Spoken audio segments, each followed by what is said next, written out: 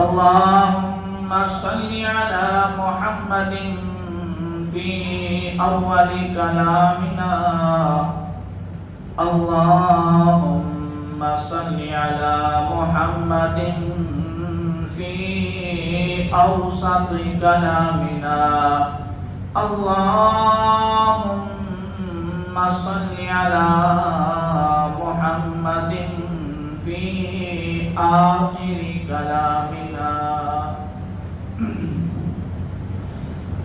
واجب الاحترام برادران اسلام، معزز مکرم محترم بھائیوں، بزرگوں، عزیز ساتھیوں، دوستوں، میں نے قرآن مجید کی ایک آیت مبارکہ اور ذخیرہ احادیث میں سے صحیح مسلم شریف کی ایک حدیث آپ حضرات کے سامنے پیش کی ہے. اللہ رب العزت مجھے اس آیت مبارکہ کو، احادیث مبارکہ کو صحیح انداز سے سمجھنے اور سمجھانے کی توفیق عطا فرمائے. اس کے بعد ہم سب کو اس پر عمل پیرا ہونے کی توفیق عطا فرمائے. سب سے پہلے یہ بات سمجھ لیں، اللہ رب العزت نے کائنات میں کوئی چیز بغیر فائدے کے پیدا ہی نہیں، اور اس چیز کا اعلان اللہ رب العزت نے خود اپنے قرآن میں کیا ہے. ربنا ما خلقت هذا باطلا، میرے رب نے کوئی چیز بغیر فائدے کے پیدا کی ہی نہیں. کوئی بھی چیز جو پیدا اللہ نے کی ہے اس کے اندر حکمتیں، اس کے فائدے انسانی آنکھ کو اگرچہ نظر نہیں آتے، لیکن اللہ نے اس میں جو حکمتیں اور فائدے رکھے ہیں وہ میرے اللہ کی ذات جانتی ہے. اس کے بعد اللہ رب العزت نے جو آیت مبارکہ ابھی آپ حضرات کے سامنے پیش کی ہے، اس میں اللہ رب العزت نے ایک پیغام دیا ہے. اس میں دو سبق دیے ہیں. سب سے پہلے اللہ نے اپنی توحید کا اعلان کیا ہے، اس کے بعد اللہ نے اپنی تخلیق کا اعلان کیا ہے. اللہ رب العزت نے سورہ شورى کی اس آیت مبارکہ میں فرمایا للہ ملک السماوات والارض،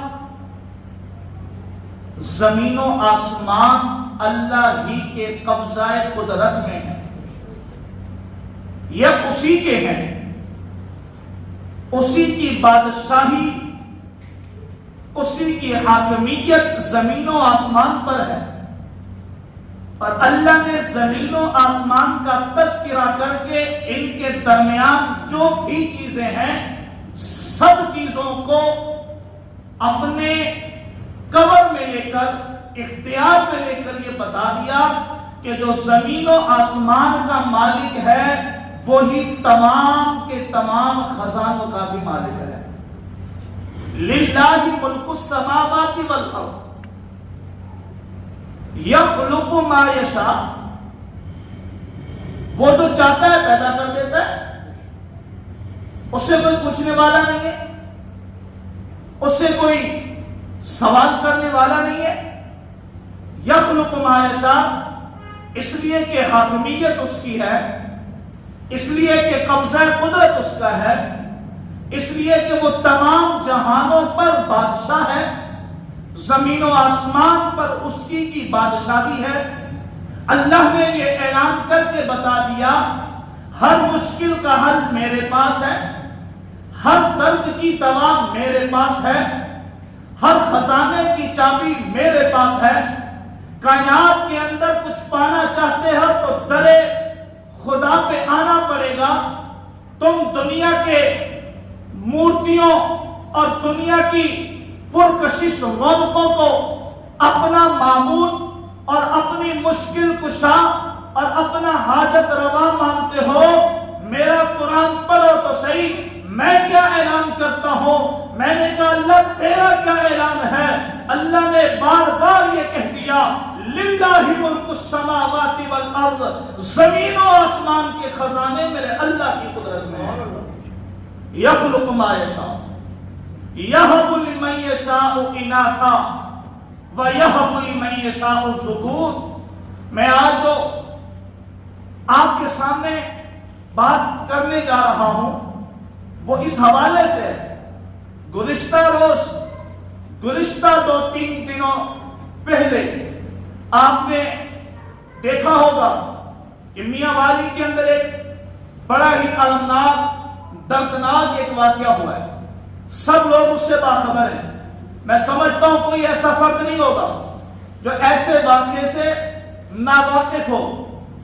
اس کا مطالبہ کیا تھا، اس کا نشانہ کیا تھا کہ مجھے بیٹی کیوں ملی ہے، یہ بیٹی کیوں پیدا کی گئی ہے، یہ بیٹی دنیا میں کیوں آئی ہے۔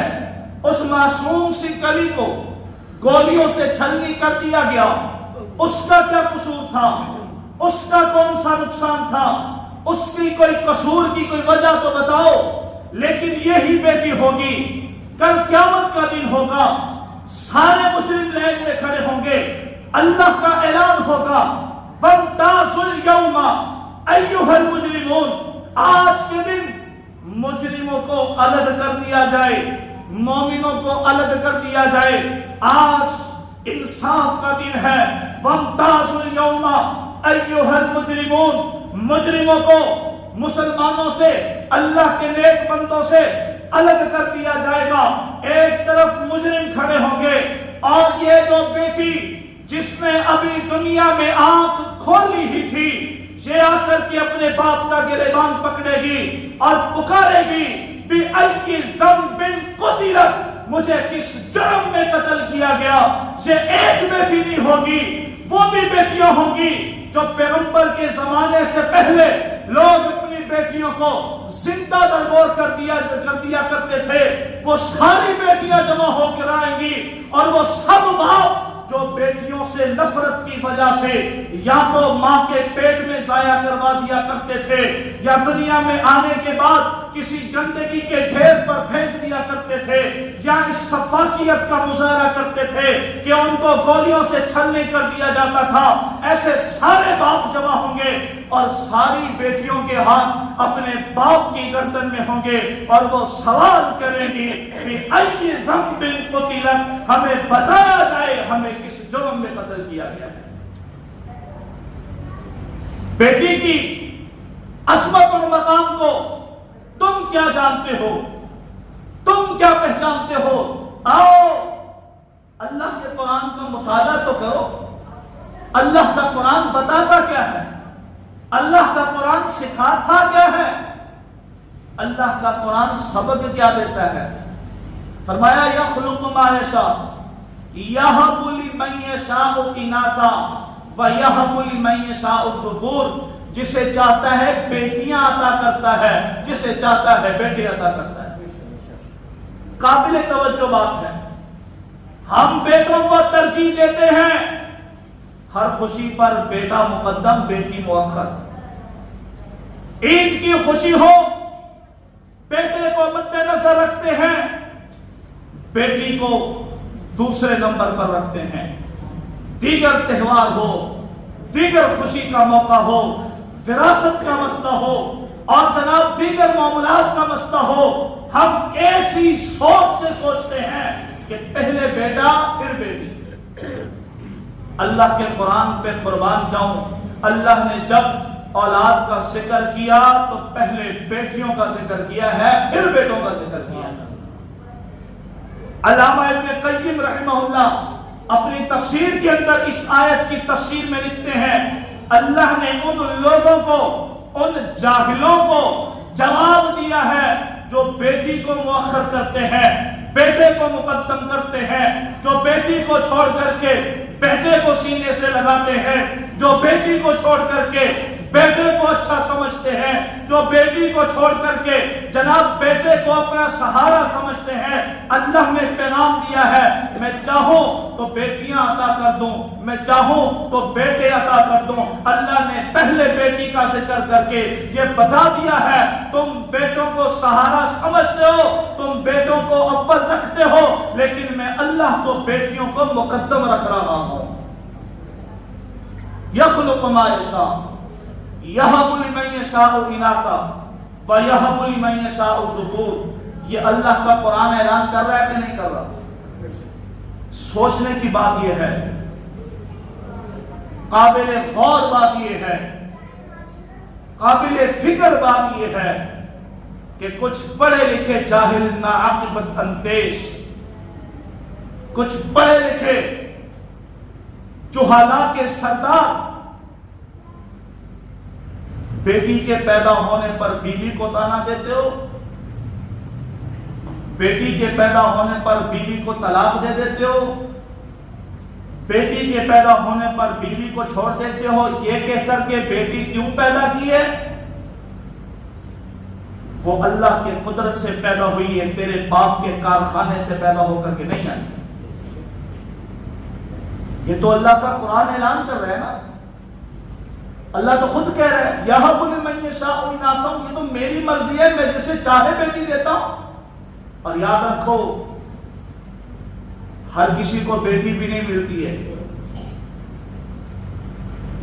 اللہ بھی بیٹیاں انہی کو دیتے ہیں جو خوش قسمت اور جنت میں جانے کا ارادہ رکھتے ہیں۔ یہ تو اللہ کہہ رہا ہے نا، یہ تو اللہ کی مرضی ہے۔ اب بیٹی کے پیدا ہونے میں ایمانداری سے بتاؤ بیوی کا قصور ہے؟ بیوی کے خاندان کا قصور ہے؟ بیوی کے اندر کوئی خرابی ہے؟ او جاہل، او اجہل الجاہل، او خبیث، او اخبث الخبیث، او خبیثوں کے سردار، تجھے یہ عقل نہیں آتی جبکہ اس عورت کا اس بیٹی کے پیدا کرنے کے اندر کوئی عمل دخل نہیں ہے، پھر تو کس وجہ سے اپنی بیوی کو اس بات پہ طعنے دیتا ہے کہ تو نے بیٹی پیدا کر دی؟ کتنے ایسے واقعات ہو رہے ہیں، کتنے واقعات ہو رہے ہیں۔ تم اور یہ جو ہمارے لبرل قسم کی جو عورتیں ہوتی ہیں، لبرل طبقہ جو یہ مارچ کے اندر جنہوں نے یہ مارچ کیا ہے کہ جی ہمیں آزادی دی جائے، آزادی دی جائے، آزادی تم تو وہ تھی کہ تمہیں زندہ زمین میں درگور کیا جاتا تھا، تم تو وہ تھی کہ تم ایک ٹیشو کی سی حیثیت رکھتی تھی جو چاہے استعمال کر کے پھینک دیتا تھا۔ تمہیں جو آج مقام دیا ہے اللہ کی قسم یہ میرے اسلام نے مقام دیا ہے۔ اللہ کہتا ہے میں جسے چاہے بیٹی دیتا ہوں، اور یہ بات یاد رکھنا، یہ تو میں شریعت کی بات کر رہا ہوں، جاؤ سائنس کی دنیا میں جا کر کے دیکھ لو، جو عورت بیٹیاں پیدا کرتی ہے سائنس یہ کہتی ہے، سائنس کا تجربہ جو ناقص بھی ہے ہم اس پر یقین نہیں رکھتے، لیکن میں پڑھے لکھے لوگوں سے کہنا چاہتا ہوں سائنس بھی یہ کہتی ہے کہ جو عورت بیٹیاں پیدا کرتی ہے اس عورت کے اندر کسی قسم کی کوئی خرابی نہیں ہے، اس کے جراثیم پورے ہیں۔ کمزوری اس مرد کے اندر ہے کہ وہ اپنے جراثیم پورے نہیں کر سکتا، اس کے جراثیم پورے ہونے کی وجہ سے اللہ اس کو بیٹی عطا کر دیتا ہے۔ سائنس بھی یہ کہتی ہے کہ بیٹی کے پیدا ہونے پر عورت کا کوئی قصور نہیں ہے، اگر کمزوری ہے تو تیرے اندر کمزوری ہے۔ اللہ کا قرآن آگے کہتا ہے اور یُزَوِّجُهُمْ ذُکْرَانًا وَإِنَاثًا، اللہ کہتا ہے یہ تو میں خالق ہوں نا، میں زمین و آسمان کا مالک ہوں، میں چاہوں تو بیٹیاں عطا کروں، چاہوں تو بیٹے عطا کروں، او یُزَوِّجُهُمْ ذُکْرَانًا وَإِنَاثًا، اور میں چاہوں تو جوڑے جوڑے پیدا کر دوں، جوڑے بیٹیوں کے جوڑے بیٹوں کے پیدا کر دوں، او یُزَوِّجُهُمْ ذُکْرَانًا وَإِنَاثًا وَيَجْعَلُ مَن یَشَاءُ عَقِیمًا، اور میں جسے چاہوں باز کر کے رکھ دیتا ہوں. ساری زندگی دھکے کھاتا ہے, کبھی کسی کے دربار پہ, کبھی کسی کے دربار پہ, کبھی کہاں ماتھا ٹیکتا ہے, کبھی کہاں ماتھا ٹیکتا ہے, ساری زندگی ذلیل ہوتا رہے گا. میں اللہ چاہوں تو میں اس کو باز کر کے رکھ دیتا ہوں. میں یہ شاہ حکیم ہوں. اس لیے اللہ رب العزت نے بیٹیوں کا تذکرہ پہلے کر کے یہ پیغام دیا ہے, بیٹیوں سے منہ موڑنے والوں خبردار.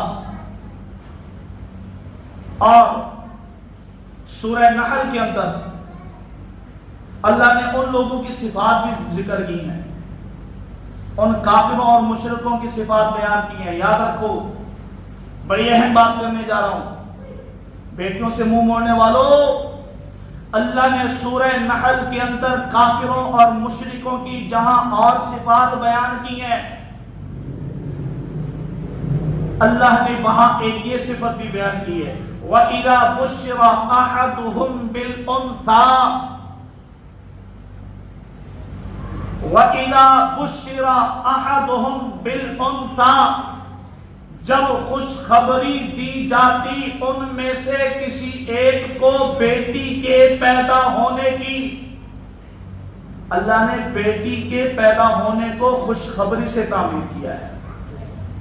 وَإِذَا بُشِّرَ أَحَدُهُمْ بِالْأُنْثَىٰ جب ان میں سے کسی ایک کو, ان کافروں میں سے کسی ایک کو, ان منافقوں میں سے کسی ایک کو, ان مشرکوں میں سے کسی ایک کو ان کی بیٹی کے پیدا ہونے کی خوشخبری دی جاتی, پھر ان کا آگے سے رد عمل کیا ہوتا تھا؟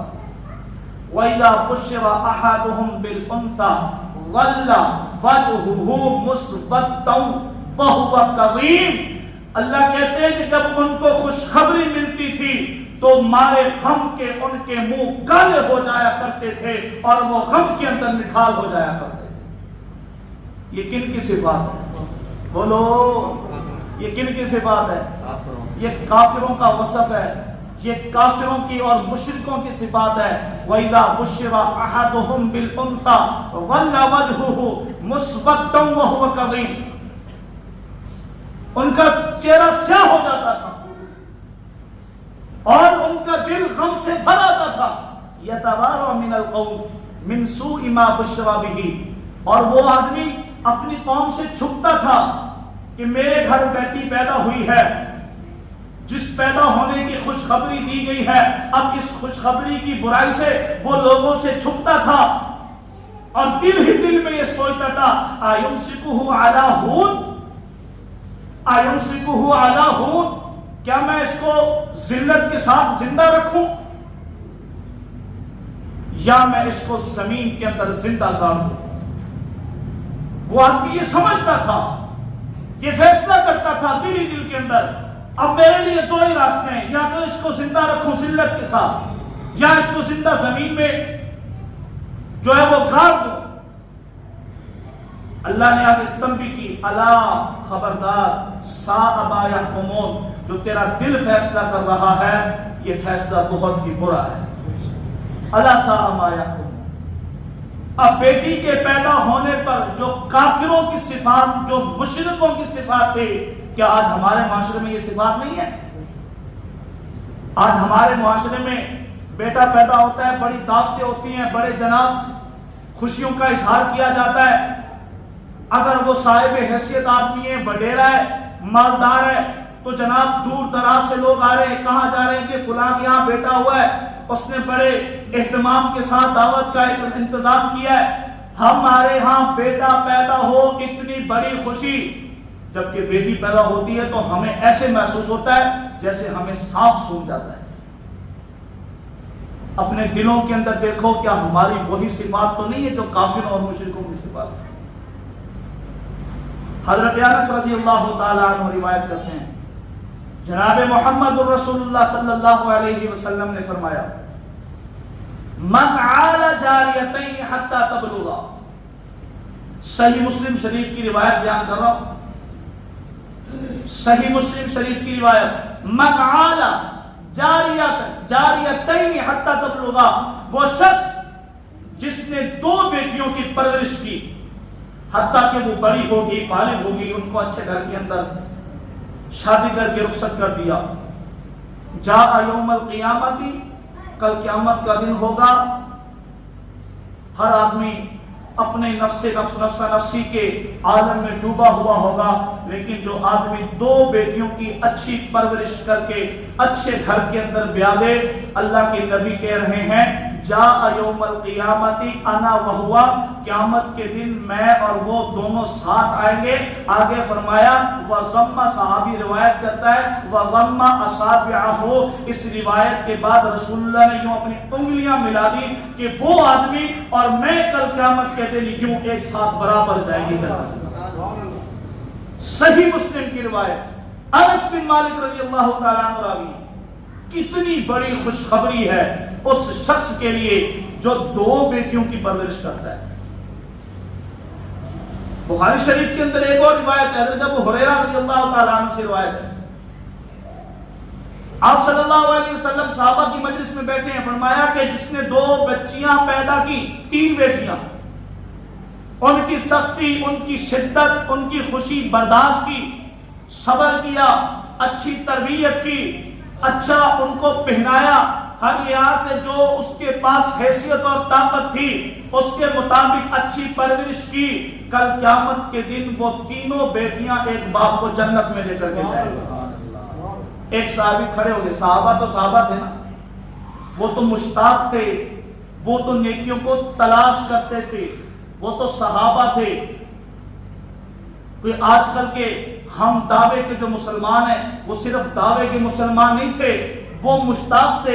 ایک صحابی کھڑا ہو گیا، کہا یا رسول اللہ اگر جس کی 2 بیٹیاں ہیں وہ، اللہ کے نبی نے کہا 2 کی 2 قبول ہے، 2 ہی اس کو جنت میں لے جائیں گے. ایک صحابی اور کھڑا ہو گیا، کہا یا رسول اللہ میری 1 بیٹی ہے، میرے لیے کیا حکم ہے؟ قربان جاؤں میرے نبی پر. صحابی کی طرف دیکھا، میرے نبی نے کہا تیری 1 ہے تو 1 کی پرورش کر، اللہ تجھے 1 کے صدقے جنت داخل کر دے. سبحان اللہ. وہ صحابہ جن کے لیے قرآن کہہ رہا ہے رضی اللہ عنہم ورضوا عنہ، اللہ ان سے راضی، وہ اللہ سے راضی. جنت کا سرٹیفکیٹ ہونے کے باوجود رسول اللہ کی بات کو اتنی اہمیت ہے، اتنی اہمیت ہے، اتنے مشتاق ہیں، کھڑے ہو کر کے کہہ رہے ہیں یا رسول اللہ میری 1 ہے، میرے لیے بھی یہی حکم ہے. حضرت عائشہ رضی اللہ تعالی عنہ فرماتی ہیں، بخاری شریف کا واقعہ ہے، حدیث بخاری شریف کے اندر موجود ہے. حضرت عائشہ نے فرمایا کہ میں بیٹھی ہوئی تھی، ایک عورت آئی، مسکین غریب عورت تھی، 2 بیٹیاں اس کے بازوؤں پر تھی اٹھائی ہوئی، میرے پاس آئی، میں نے اس کو 3 کھجوریں دی اس عورت کو. 1 کھجور 1 بیٹی کو دے دی، 1 کھجور 1 بیٹی کو دے دی. ایک بچی ہوئی کھجور کھانے ہی لگی تھی، ابھی ہاتھ منہ تک پہنچا ہی تھا تو دونوں بیٹیوں نے کہا ماں یہ بھی ہمیں دے دو. اس ماں نے اس کھجور کو 2 ٹکڑے کیا، 1 ٹکڑا 1 بیٹی کو تھما دیا، 1 ٹکڑا 1 بیٹی کو تھما دیا. حضرت عائشہ دیکھ رہی ہیں، وہ عورت چلی گئی، رسول اللہ صلی اللہ علیہ وسلم آئے، حضرت عائشہ نے سارا واقعہ بتا دیا. اللہ کے نبی نے فرمایا اس عورت کے اس عمل کی وجہ سے اللہ نے اس کے لیے جنت پکی کر چھوڑی. سبحان اللہ. اس عمل کی وجہ سے اس کو جنت مل گئی. تو بھائیو، ہمارے معاشرے کے اندر آج بیٹی کو بھی کچھ ایسی ہی نگاہوں سے دیکھا جاتا ہے جس نگاہوں سے اسلام کے آنے سے پہلے لوگ دیکھا کرتے تھے. آج ہم نے بیٹیوں کو کوئی اہمیت ہی نہیں دی ہے. ہر چیز میں ہم اول اپنے بیٹے کو رکھتے ہیں. ہم نے دیکھا ہے مشکل وقت میں یہ بیٹیاں ہی کام آیا کرتی ہیں. ہم نے دیکھا ہے. میں ایک واقعہ پڑھ رہا تھا، اب معتبر ہے یا غیر معتبر ہے، لیکن واقعے سے جو سبق حاصل ہوتا ہے وہ ایک کام کا ہے. ایک آدمی کا جنازہ جا رہا تھا، بیٹے جنازہ لے کر جا رہے تھے. ایک آدمی نے روکا، بولا رکو، کس کا جنازہ ہے؟ فلاں کا جنازہ ہے. وارث کون ہے؟ 4 بیٹے. جی ہم وارث ہیں، میرا اس کی طرف قرضہ ہے 5 لاکھ روپے لینا ہے، یا مجھے قرضہ دو یا میں تمہارے والد کو قبر میں اترنے نہیں دوں گا. وہ 4 بیٹے چاروں کے چاروں اپنے والد کو چھوڑ کر کے چلے گئے. بولا تو جان یہ والد کی لاش جان، ہمارے پاس قرضہ دینے کے لیے نہیں ہے۔ بیٹی نے دیکھا باپ کی لاش پڑی ہے، اس صاحب کے پاس آئی، پوچھا کتنا قرضہ ہے؟ 5 لاکھ ہے۔ بیٹی نے وہ زیور جو باپ نے رخصتی کے وقت اس کو پہنایا تھا، وہ زیور اتارا، اس کے قدموں میں رکھا۔ اللہ کے بندے، میں اس کی بیٹی ہوں، میرے پاس صرف یہی چیز باقی ہے، اس کے علاوہ میرے پاس کچھ نہیں ہے، اس کی قیمت لاکھ ہے، 2 لاکھ ہے، 3 لاکھ ہے، جتنی بھی قیمت ہے تو اس کو لے لے، میں تیرے آگے ہاتھ جوڑتی ہوں، میں زندگی بھر کما کر کے تیرا قرض ادا کروں گی، اس سے پہلے کہ میرے باپ کو تو قبر میں اتار دے، میرے باپ کی لاش کو قبر میں جانے دے۔ وہ آدمی بھی بڑا ہی اچھا آدمی تھا، اس نے اس بیٹی کے سر پر ہاتھ رکھا، سر پر ہاتھ رکھنے کے بعد اس نے کہا، بیٹی 5 لاکھ اس نے مجھے نہیں دینے تھے، 5 لاکھ تو میں نے اس کے دینے تھے، میں نے اس کے بیٹوں کو آزمایا تھا، میں تو آزمانے کی غرض سے ان سے کہا تھا کہ مجھے پیسے لینے ہیں، میں چاہتا تھا میں دیکھوں تو صحیح کہ باپ کا وارث، باپ کا وفادار ہے کون۔ چاروں بیٹے ساتھ چھوڑ گئے ہیں، آج تو بیٹی میدان میں آئی ہے، یہ تیرے باپ کی امانت میرے پاس ہے، آج میں تجھے دے کر کے رخصت کر رہا ہوں۔ ایسے واقعات بے شمار ہیں، بے شمار واقعات ہیں۔ بیٹیاں کبھی باپ کے مقابلے میں نہیں آتی، کبھی جو ہے نا وفاداری کو نہیں چھوڑتی۔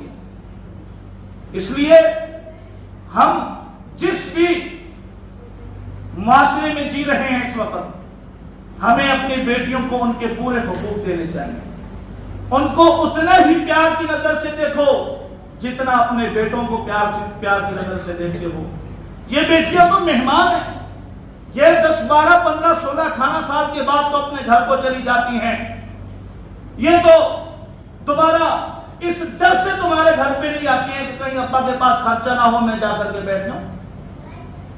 ارے بیٹیاں تو یہ سوچتی ہیں کہ ہم زیادہ دیر ابا کے بعد، کس کا دل نہیں چاہتا ہے اپنے والدین کے ساتھ رہنے کے لیے؟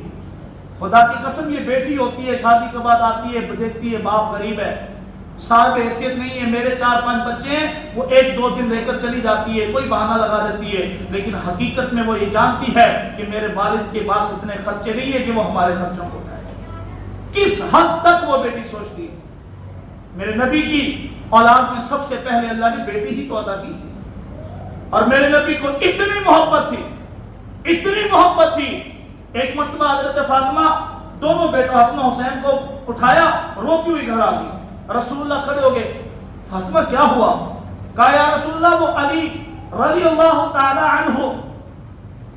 حضرت فاطمہ نے کہا کہ یا رسول اللہ علی کہہ رہا ہے کہ میں دوسری شادی کروں گا، میرے ہوتے ہوئے دوسری بیوی آ جائے، مجھے برداشت نہیں ہے۔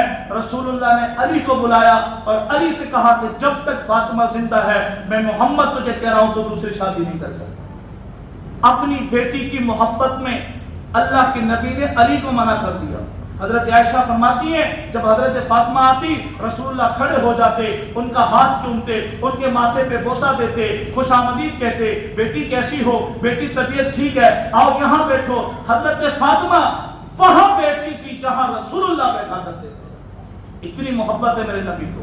اس لیے ہمیں پیغمبر کی زندگی سے جتنے بھی اصول ملتے ہیں زندگی گزارنے کے لیے، ان اصولوں میں بیٹی کے ساتھ زندگی گزارنے کے اصول بھی نمایاں ہیں، بس کمزوری ہم میں ہے کہ ہم سنتے نہیں ہیں۔ اللہ رب العزت سے دعا ہے اللہ تعالی ہم سب کو اپنی بیٹیوں کے حقوق ادا کرنے کی توفیق عطا فرمائے۔ جو لوگ اپنی بیٹیوں کو وراثت سے حصہ نہیں دیتے، اللہ کی قسم کیا قیامت کے دن یہ موچڑے کھائیں گے، اور یہ اس انداز سے کھائیں گے کہ غضب اور یہ جو قبضہ کر کے بیٹھے ہیں، اگر وہ بیٹی اپنا حق حلال نہیں کرتی تو کل قیامت کے دن حاجی ہو، غازی ہو، مجاہد ہو، مجدد ہو، داڑھی والا ہو، بغیر داڑھی والا ہو، کوئی بھی ہو، کسی بھی پارٹی کا ہو، اپنی بیٹی کو وراثت سے حصہ نہیں دیا تو انشاءاللہ دنیا میں بھی اللہ اس کو سبق سکھائیں گے، اور آخرت میں تو اللہ نے اس کا انتظام کیا ہوا ہے۔ اس لیے خدا کا خوف کرتے ہوئے اپنی حیاتی کے اندر اپنی بیٹیوں کو حصہ دو، اپنی وراثت سے حصہ دو، جو شریعت نے ان کے حصے متعین کیے ہیں اس کے بقدر علماء سے رہنمائی کرتے ہوئے پوچھتے ہوئے اپنے بیٹیوں کو حصہ دو۔ اللہ رب العزت عمل کی توفیق عطا فرمائے۔ وما علینا الا البلاغ المبین۔